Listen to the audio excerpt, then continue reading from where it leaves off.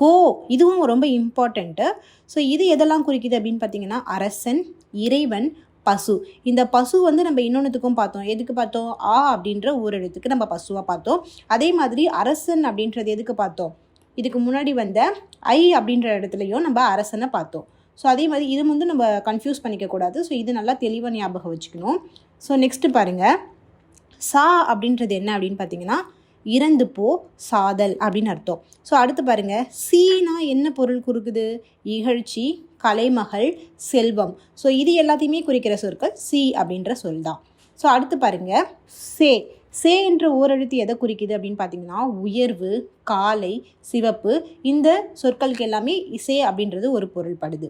So அதே மாதிரி so அப்படின்னா என்ன அப்படின்னு பார்த்தீங்கன்னா மதில், அரண். ஸோ இந்த பொருட்களை குறிக்குது. ஸோ அடுத்து பாருங்கள், தா அப்படின்னா என்னது? கொடு. தா அப்படின்னு சொல்லுவோம்ல, என்கிட்ட கொடு அப்படின்னு சொல்லுவோம்ல. ஸோ அதனால்